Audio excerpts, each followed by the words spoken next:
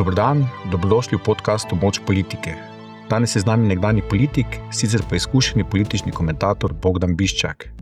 Z gostom bomo govorili o neuspelem povezovanju med strankami SD in Prerod ter posledicami za levosredinski pol, pa o nedavnem referendumu pomoči pri prostovoljnem končanju življenja. Beseda bo tekla tudi o ostalih aktualnih političnih temah v luči pozicioniranja strank in akterjev pred marčevskimi parlamentarnimi volitvami. Dober dan, pozdravljeni. Predvolilno povezovanje strank SD in Prerod ni uspelo. Bivši predsednik republike Milan Kučan je sicer ocenil, da je ideja o povezovanju obeh strank odgovorna. Kaj je šlo po vaše narobe? Narobe ali prav? Reciva narobe. Ja, torej, moje mnenje, ko sem slišal za predlog o povezovanju, je bilo, da se sicer strinjam s predsednikom Kučanom, da je povezovanje za podpirati, ne? Ampak treba tudi pogledati, ali je lahko računati, da bi seštevek teh dveh strank, če bi nastopili sami, bil večji, kot če gresta skupaj. Ne?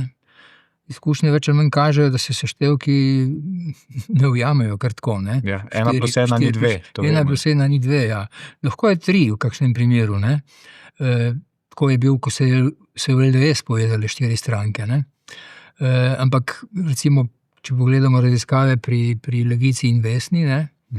Je rezultat potem, ko se prvič meri Levica plus Vesna, ne, skupaj, približno enako, kot je bil pri Levici prej. Ne. In moja domneva je bila, da bo enako pri SD-ju in Prebiliču, ne, da bo sicer nekaj več kot SD dobi, vsekakor pa ne seštevek. Ne. Tako da lahko se vprašamo tudi, kaj je šlo prav, ne sem, kaj je šlo narobe, ne, v primeru, da to dvoje ni uspelo. Ne.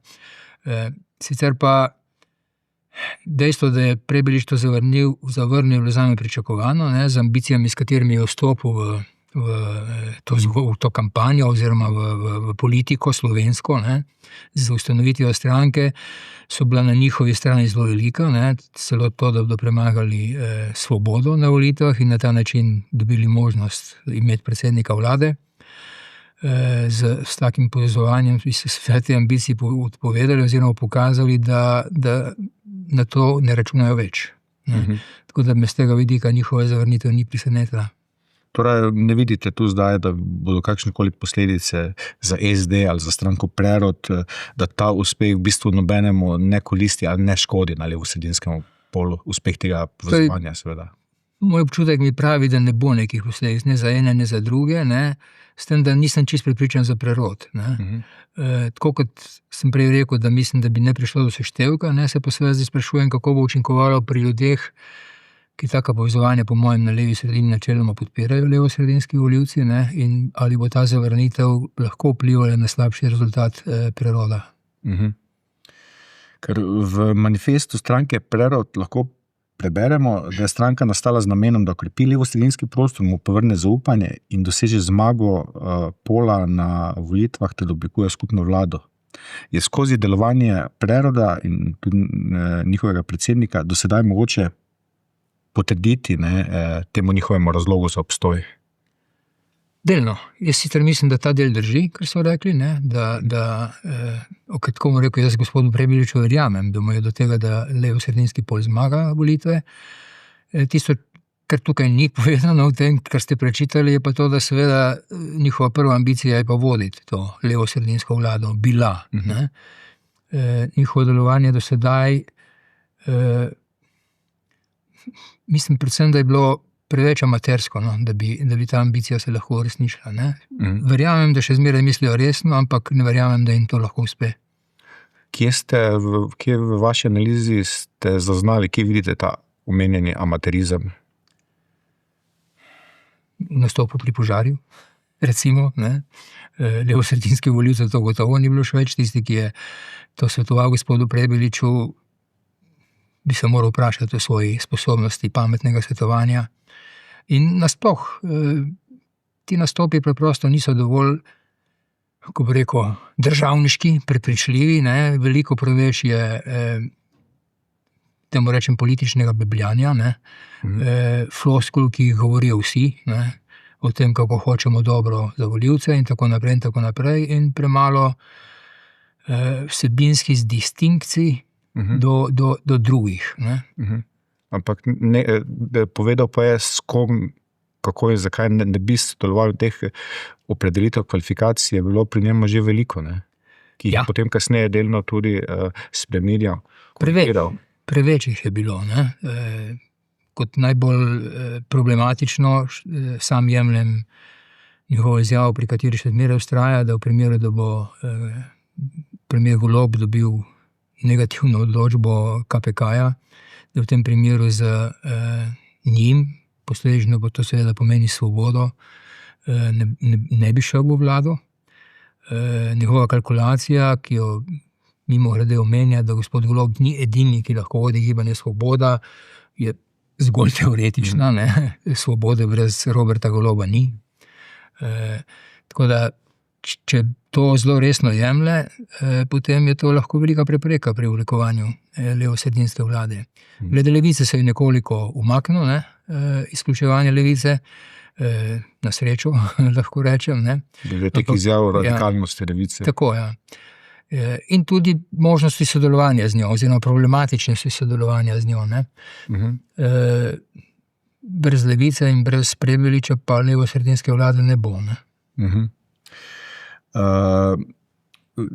Nekako, če rečemo zdaj, po tem neuspelem povezovanju, lahko rečemo, da se levosredinski pol po tem neuspelem povezovanju, SD prerod, enostavno vrnil v čas izpred nekaj mesecev, ko smo imeli na polu 4 stranke, ki se bodo potegovali za vstop v državni zbor z namenom, da oblikuje vlado. Ali imamo zdaj potem, ali je to neuspelo povezovanje vseeno pustilo določene praske in da imamo zdaj drugačna razmerja med vsemi 4 akterji na levosredinskem polu? Morda so razmerja kaj drugačna, ne? Kot sem omenil, sprašujem se, ali bo to prerodu kaj škodovalo, ta zgodba, ne? Ampak v globalnem seštevku glasov na levi pa mislim, da to ne bo spremenilo nič. Ne? Še zmeraj verjamem, da bo ključno vprašanje volitev ali zmagajo v levi ali desni pol, skratka ali, kot radi rečemo, Janša ali proti Janša. Ne?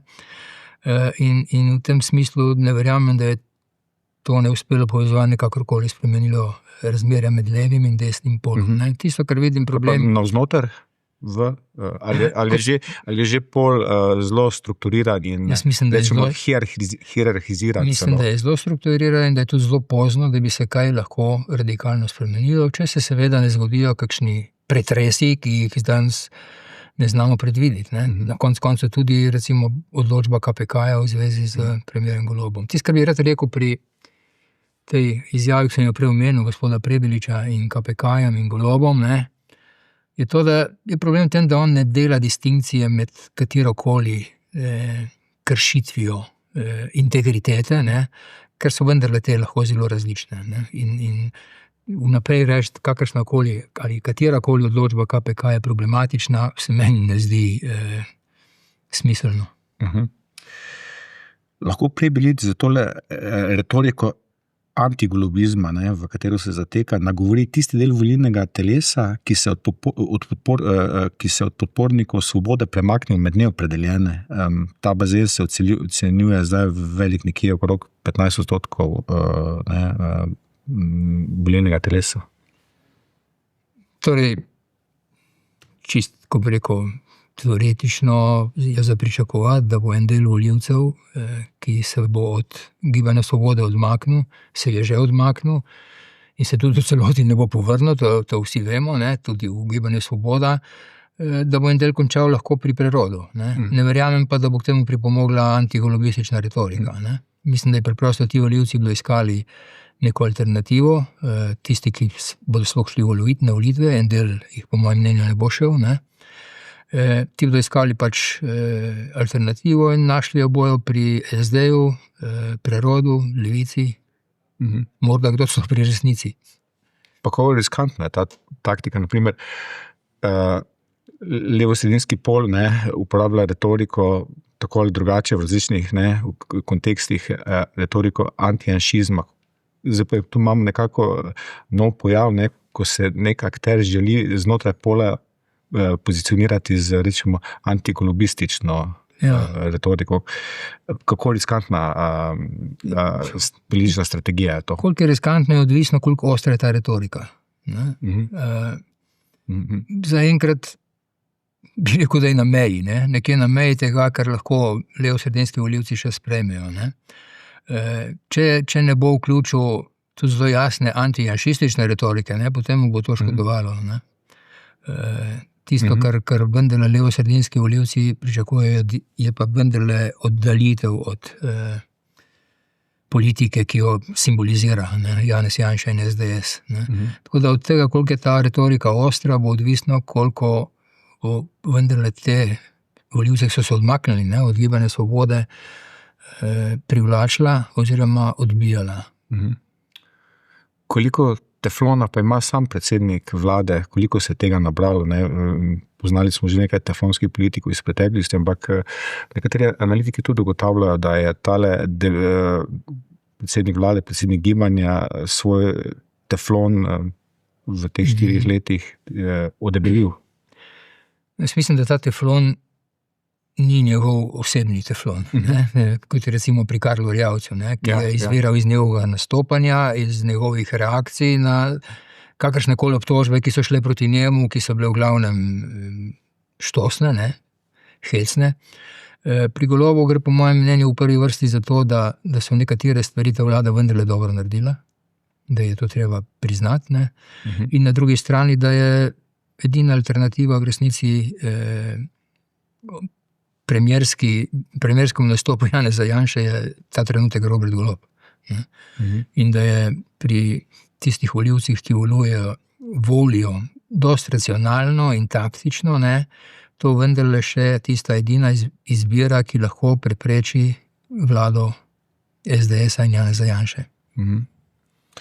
Bi lahko rekli za tisti del volilnega telesa, ki podpira Gibanje Svoboda in ostaja zvest stranki, da ima več razumevanja za nekatere avtoritativne poteze predsednika vlade, kot je to v preteklosti veljalo za levo-liberalni del volilnega telesa, pa si samo prikličimo v spomin Šutarjev zakon.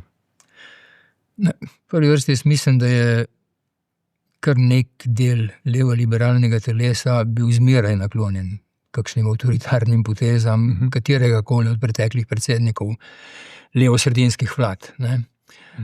Tako da dvomim, da so samo ti ostali, oziroma da so predvsem taki ostali pri tem, ker se mi ne zdi, da bi avtoritativnost, ne, bila tista, ki bi zelo definirala Golobove nastope. Ne. Šutarjev zakon seveda štejem izrazito med take poteze, ne, in verjamem, da so marsikoga, tudi mene, ne, ta zakon zelo zmotil. Ne. Ampak na drugi strani ostaja še zmeraj to, kar sem prej omenil, ne, kdo lahko parira Janezu Janši na volitvah, oziroma kdo je lahko mandatar poleg njega. Ne. In da to na koncu koncev pri levo-liberalnih volivcih prevlada nad pomisleki, ki jih zaradi recimo tega zakona, ne, še zmeraj imamo. Pa bo zaradi te vzpostavljene bipolarne strukture se nekako na volitvah vzpostavil spet tale, recimo, lijak, oziroma taktično glasovanje, prelivanje glasov k odločanju za največjo stranko na polu? Seveda. Ne. Tako kot to funkcionira tudi na desnici, ne. Funkcionira tudi tukaj, ja, in ljudje v resnici ne glasujejo na volitvah glede na tega, a se strinjajo z nekim posameznim stališčem ali ne, ne. Mislim, kakšen manjši del gotovo tudi je, ampak v osnovi se odločamo na tem, za koga verjamemo, da je lahko predsednik vlade, ne, in v igri sta dva, in na tej točki se bo šlo večina odločitev. Če preskočimo na nedavni referendum o pomoči pri prostovoljnem končanju življenja, ne, je ta pokazal, da je mobilizacijska moč desnice trenutno večja od mobilizacijske moči levice. No, predvsem je pokazal, ne, da je desnica se pripravljena veliko bolj mobilizirati na tem vprašanju, kot se je bila pripravljena levica. Jaz sem že v svoji kolumni napisal, da je bil nastop levice anemičen, ne, na tem referendumu. Ali zaradi tega, ker so vnaprej verjeli, da bo zmagal za, ne, ali zaradi tega, ker jih daje znana liberalna lenoba, ne, bolj verjamem, da je bilo to drugo v igri, ne. Lahko, da je to vprašanje, ne, ampak dejstvo je, da je desnica, ne, angažirala izjemno velik potencial v ta referendum, ne, tudi zaradi tega, ker ga jemljajo kot izjemno ideološkega, ne, in pač zmagala, ne, na tej točki. Vključila so se katoliški zdravniki, ne, tudi ostali zdravniki, ki niso katoliški, so se zelo vključevali na teh podobnih ideoloških pozicijah. Oni ne govorijo o svetosti življenja, ne, ampak o nedotakljivosti. Ne. Ampak vendarle je to zelo podobna pozicija cerkveni. Ti dve organizaciji sta odigrali, zdravniška in cerkvena, ne, izjemno pomembno vlogo in po mojem tudi presodno vlogo. Presodili sta ti dve, ne. Vključno z Primčevo retoriko, ki je izrazito zavajala glede vsebine zakona. Ne. Pred par dnevi sem govoril s človekom, ki mi je rekel, da je glasoval proti, zato da ga ne bodo ubili. Ne. In ta retorika je tudi šla ves čas na to. Ne na to, da si boš sam vzel to substanco, s katero končaš svoje življenje, ampak na to, da ti bo lahko nekdo tretji, ne, ubrizgal, dal, mimo tvoje volje, zoper tvojo voljo, mimo tvojega podpisa in tako naprej. Ne. In ta se je govorilo o ubijanju, evtanaziji, zastrupljanju, ne, kar je vse insinuiralo, da gre za to vrsten zakon. Ne.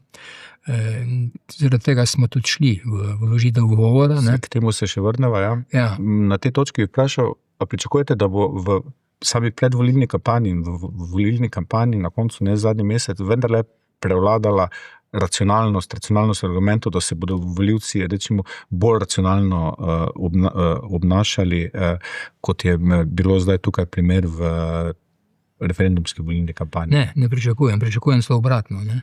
Da bo ta retorika zavajanj, lažnivosti, manipulacij še veliko hujša. Torej nadaljevanje tega, kar smo gledali.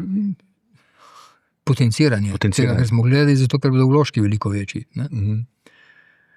In v primeru, da verjetno bo o tem kasneje kaj rekla, da bo ta ugovor naš, ki smo ga vložili, šel mimo, brez konsekvenc, toliko bolj bo to potenciranje prišlo v igro. Ja, ker ste načeli, ne, skupaj z Združenjem Srebrna nit ste zaradi domnevnih nepravilnosti v referendumski kampanji podali ugovor na Državno volilno komisijo, ta ga je zavrnila. Upozorili ste, da so v referendumski kampanji sodelovali RKC in zdravniške organizacije, ki se niso registrirale kot organizator kampanje, kar bi sicer se po zakonu o volilni referendumski kampanji, kar bi morali storiti. Ne. Pritožili se boste na Vrhovno sodišče, kaj pričakujete? No, predvsem pričakujem neko resno obravnavo, ne, našega ugovora, ki ga na Državni volilni komisiji nismo dobili. Ne. Naj omenim, da je po mojem ta odločitev Državne volilne komisije, s katero se je izrekla za nepristojno, škandalozna. Nisem mogel verjeti, ko poslušam tajnika komisije na nacionalki, ko reče, da je zakon popolnoma jasen. Ne. Res je popolnoma jasen, ampak omogoča oziroma zahteva od Državne volilne komisije, da obravnava pritožbe, ki so vezane na nepravilnosti v volilni kampanji, kar oni trdijo, da niso, kot da ne bi brali zakona, se mi je zdelo. In od Vrhovnega sodišča pričakujem, ne, da se bo resno lotilo tega vprašanja, ne samo zaradi tega, ker se je tukaj dogajalo, ali pa bom rekel, ne samo zaradi zakona, ki je bil v igri, ne, o prostovoljnem končanju življenja, o pomoči pri tem, ampak zaradi prihodnosti. Ne. Živimo v obdobju, ko je manipulacij na družbenih omrežjih zmeraj več, ko prihaja v igro tudi umetna inteligenca, ne, in videi, ki so generirani preko umetne inteligence. Izkrivljanje slike, ne, ki smo jo doživeli pri tem referendumu, ne, bo lahko pri volilni kampanji še večja. Ne vem, ali lahko pričakujemo video, ki bo generiran z umetno inteligenco, kjer bo, ne vem, golob posiljeval otroka. Ne. In se bomo potem ukvarjali celo volilno kampanjo s tem, da bomo zanikali to vrstne manipulacije. Ne. In zato pričakujem Vrhovnega sodišča, da se resno zamisli, kaj nam sledi, ne. Če dopustimo, da se v kampanji nastopajo tisti, ki se ne registrirajo, s čimer niso zavezani nobenim zakonskim omejitvam, niso dolžni poročati o sredstvih, niso omejeni z višino sredstev, niso omejeni, kje lahko aplikatirajo, niso omejeni, v katerih objektih, ker se sicer ne sme voditi kampanjo, lahko vodijo kampanjo. In če bomo vsemu temu pričali na volitvah, me prav zanima, kako se bo potem ob morebitnih pritožbah takrat odločalo Vrhovno sodišče, oziroma Ali bo dovolilo situacijo, ker bomo zdrsnili v tako hude reperkusije. Ne. V Ameriki imajo tako imenovane pake, political, ki so namenjeni temu, da zbirajo sredstva, ki sicer strankam, obem, ki kandidirata, niso dovoljena. Ne. Na njih se zbirajo sredstva, v milijardah tam, ne, in oni niso v ničemer omejeni pri tem in oni sami oglašujejo. Ne. Jaz sam lahko rečem, da bom sam razmislil o tem, da nekaj naredim v Sloveniji, če bo ta ugovor šel preko Vrhovnega sodišča brez vsakih konsekvenc. In bomo potem pač na volitvah nastopali tisti, ki se nismo organizirali za volilno kampanjo, ne bo nam treba poročati o denarju, ki ga bodo dobili in kaj smo porabili, in bomo pač se šli v volilno kampanjo mimo vseh zakonov. Ja, to so nevarna, nevaren razvoj dogodkov, upam, da bo tukaj sodišče zelo tehtalo. Zelo resno upam. Imam pa občutek, da se pravniki ustavni dosti lahko miselno lotevajo tega vprašanja. Edino stvar, o kateri razmišljajo, je svoboda govora, ampak nismo več v prejšnjem stoletju in tudi ne več 10 let nazaj. Tehnologija, ki je ta trenutek na voljo, da se manipulira z ljudmi, je taka, da je treba to ustaviti. To nas pa pripelje do predloga predsednika vlade o ukinitvi volilnega molka, in to idejo sta podprli obe največji stranki, Svoboda in SDS. Kakšno vaše mnenje o tej ukinitvi? Jaz bi jo podaljšal na en teden. Volilni molk, mislim. Ja, ampak res pa je, da je argument, ki ga predsednik vlade pove, tudi drži. Da tisti dan marsikdo se gre kampanjo, oni se ne smejo iti, in da je to spet nek prostor, v katerem se lahko mašinira. Če organi, ki so zadolženi za nadzor nad volilni kampanji, ravnajo tako, kot so ravnali do sedaj, in to je, da se niso nikoli lotili nobene resne kršitve, potem je ta predlog pameten, ki ga je dal predsednik vlade. Če bi pa ti organi začeli upravljati svojo vlogo, predvsem tukaj govorimo o inšpektoratu Ministrstva za notranje zadeve, ki edino, kar je on pripravljen preganjati, so janezi iz ulice, ki v soboto kričijo, volite tega in tega. Ko pa neka stranka 6 mesecev pred volitvami konstantno plakatira po Sloveniji, kar je prepovedano po zakonu, pa nič, nikome ništa. Torej v taki situaciji ima predsednik prav. Če bi pa ti upravili svojo vlogo, pa kot sem rekel, bi jaz raj raztegnil na en teden volilni molk, da se ljudem da mir. Da se racionalno odloči. Ja, tako. Če se že vrnemo k tej sporni, domnevno sporni referendumski kampanji, kako močan angažma Rimokatoliške cerkve pričakujete v volilni kampanji za parlamentarne volitve? No, če bi sklepal po tem, kako je do sedaj ravnala katoliška cerkev mimo tega referenduma, potem sklepam, da ne bo tako intenziven, kot je bil sedaj. Pričakujem, da se bodo drugi angažirali, kot sem rekel, če bo ta ugovor naš mimo konsekvenc. Od katoliške cerkve pričakujem, da bo bolj zadržana, kot je bila v tem referendumu, ker je v resnici šlo za neko vprašanje, ki je za njih bistveno. To pač se je treba zavedati.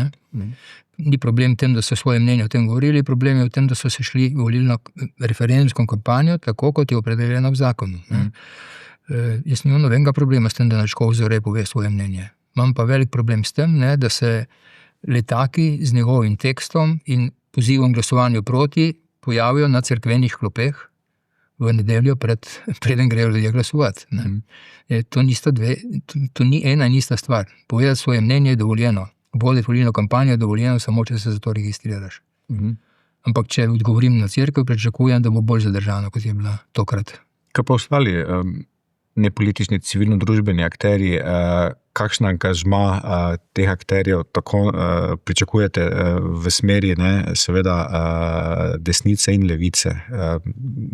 Vidimo, da se tudi tale civilna družba, domnevna civilna družba tudi na desnici se krepi, celo izrazito krepi. Levica ima nek problem, kar se tiče volitev, in to je, da prej ste govorili o racionalnosti, izmerno računa na racionalnost volivcev. Ampak volivci volijo predvsem na vprašanju, s kom se identificirajo. ne pa kakšna stališča zagovarjajo do dolgotrajne oskrbe, do davkov, do posameznih vprašanj. Ne. In pri tem, ko se skušajo identificirati, ne, je pomembno, s katerimi vrednotami, katere vrednote slutijo, ne, pri svojih političnih kandidatih, ne, kandidatih za politične funkcije. In politiki na levi, ne, jim dajo tukaj manj opore, kot pa politiki na desni. Na desni so veliko bolj pripravljeni štartati na vrednotah, za razliko od levih politikov, ki štartajo na stališčih, ne, ki izhajajo predvsem iz stališč do posameznih vprašanj. In tukaj grešijo, ne, ko da desna civilno-družbena sfera se bo angažirala na ta način.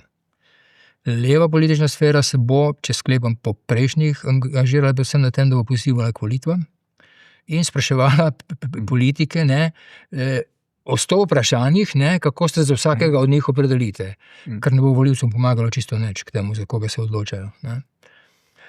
Tako da pričakujem spet veliko večji angažma v pravi smeri za njih, na desni strani kot na levi. In to ravno pokaže to razliko med, rečemo, resnično civilno družbo in nekaj, kar daje videz, simulira civilno družbo. Absolutno, ja.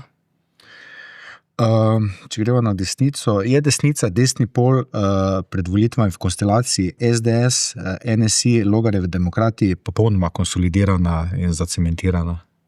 Ali so možne tu kakšne, ne vem... No, ne vemo še, kako se bo zaključila zgodba z SLS-om in Novo Slovenijo in ja, ampak... Kako se že tega odloča? Ja, Fokus. In fokusom.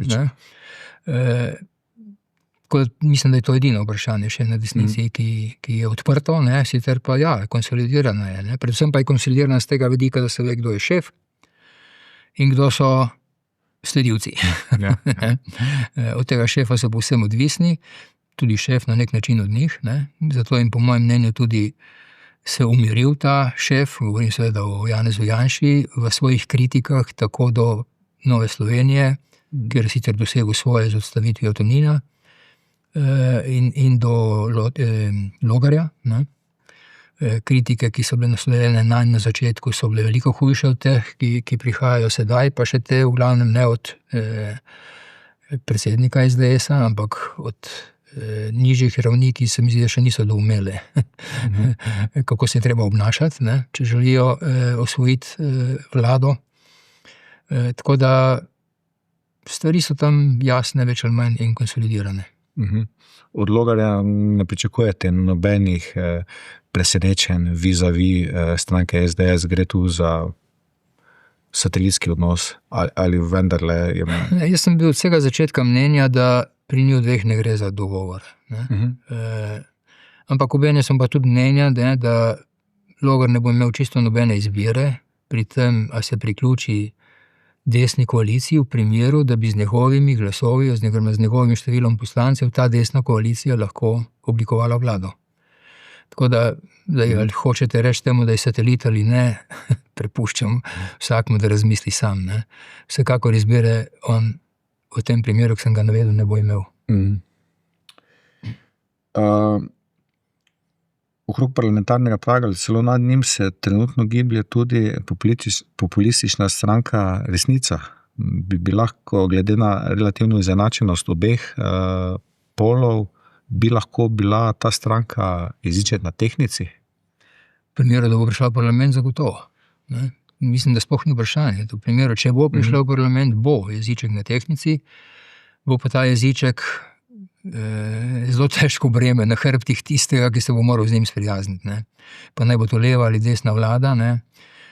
To bo en velik negotov element v tej vladni koaliciji, ki bo vezana na to stranko, pri čemer je veliko vprašanje, kaj se bo, tako kot je bilo pri Jelinčiču, dogajalo z njihovimi poslanci, ti, ki bodo prišli, ne. To je neka nejasna masa ljudi, za katero se bo šele skozi politične procese pokazalo, kam spada. Ne? In je vprašanje, koliko boga bo tista vlada, ki bo odvisna od te stranke, če bo prišla v parlament. Enako pomembno vprašanje, katere stranke bodo prišle v parlament, glede sestave naslednje vlade, tudi katere ne bodo prišle v parlament. Kakšno dinamiko tukaj pričakujete glede drobitve glasov, kakšna so tu tveganja za manjše stranke? Tveganja so velika, kakor kažejo javnomnenjske raziskave. Stranke, ki se gibljajo tam med 3 in 4,5%, jih je veliko. Precej več kot recimo na zadnjih volitvah, in od tega, katera ne bo prišla v parlament, kar je seveda isto vprašanje, kot katera bo prišla, je bistveno odvisno, kaj se bo zgodilo. Če Levica ne pride v parlament, če Prerod ne pride v parlament, če Logar ne pride v parlament, ti recimo visijo ta trenutek, so seveda situacije lahko bistveno različne. Je pa pričakovati, da bo naslednja sestava bolj pisana kot zdajšnja, verjetno več kot tako kaže, ja. Bolj fragmentiran, ja. In sestavljanje vlade še toliko težje in pozicioniranje in delovanje te vlade še težje kot sedaj. V tem mandatu v resnici zaradi dominantne pozicije Gibanja Svobode položaj vlade nikoli ne bil zares ogrožen, kljub vsem špekulacijam o predčasnih volitvah in nujnih odstopih in tako dalje. Glede na to, da bo sestavljanje vlade težje, se pričakuje, da bo težje, kot je bilo v prejšnjem primeru, pričakujete mogoče tudi kakšne nenačelne prebege iz pola na drugo stran? Ja, ti so možni, po mojem mnenju, predvsem pri resnici, ker ne bojo nenačelni. Ja. Prebegi, če se bodo zgodili pri resnici, ne bojo nenačelni, ampak bojo kar tako. Pri drugih strankah pa mislim, da ne verjamem, da so tam prebegi mogoči. Veliko bo seveda tudi odvisno od volilne udeležbe na marčevskih parlamentarnih volitvah. Se ta lahko nekje približa volilni udeležbi, kot smo bili priča leta 2022, torej 70%? No, vsi vemo, da visoka volilna udeležba bolj koristi levi sredini ali pa levici, rečem kot leva sredina, kot pa desnici. Ali bo res tako visoka kot pred 4 leti, skoraj dvomim. Velik del angažmaja pred 4 leti je bil vezan na covidne ukrepe in na nezadovoljstvo med ljudmi, ki so jih ti vzbujali in so prišli na volitve takrat res, po mojem mnenju, mnogi, predvsem zato, da preprečijo nadaljevanje mandata vladi, ki je te ukrepe sprejemala, govorim seveda o Janševi vladi. Takega momenta ta trenutek ne vidim, da bi bil v igri in se bojim, da bo udeležba kar kaj nižja. Kaj pa to sabo prinaša, kakšno dinamiko? Vem, načelno velja nižja kot je volilna udeležba, bolj gre na mlin desnice in obratno. Tako je. Pa mogoče še za konec, ko gledate na tale rivalstva med predsednikom vlade in predsednikom republike, sploh kadrovska rivalstva, zadnja inkarnacija teh rivalstv je ravno tole neusklajenost glede potrjevanja paketa veleposlanikov. Oba prihajata iz istega političnega pola, tole rivalstvo gledam, kot vpliva na volivce in podporo in mobilizacijo podpore za levosredinske stranke. Svet je v neki zelo negotovi situaciji. Slovenija znotraj tega sveta tudi v zelo negotovi situaciji. In prepričan sem, da se ljudje želijo vlade, voditeljev, ki jim vzbujajo nek vtis večje gotovosti. In takle prepiri ne vzbujajo vtisa gotovosti. Vsak prepir, vsaka konflikt iznotraj te koalicije, za katero si tudi sam želim, da bi zmagala na volitvah, ne vzbuja občutka varnosti, gotovosti, tega, kar ljudje v tem trenutku res potrebujejo. In tega bi se moral veliko bolj kot predsednica zavedati predsednik vlade, ki bo šel na volitve zdaj. Predsednica bo šla leto in pol kasneje, če se ne motim.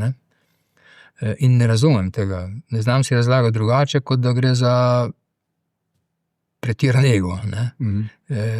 Preprosto bi moral popustiti na teh točkah. Praktično nič ne dobi. Zakaj pa gre hudiča? Za nekega človeka, ki nima nobene pravice. Noben od njih nima pravice, da postane veleposlanik, guverner, varuh človekovih pravic. Preprosto gre za neko izbiro, ki bi jo lahko opravil brez da migne s očesom, ne?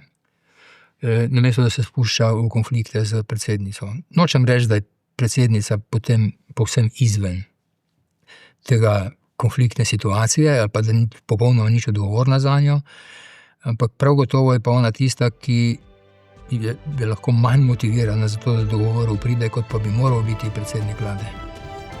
Gospod Biščak, zahvaljujem se vam za pogovor. Hvala tudi vam za povabilo.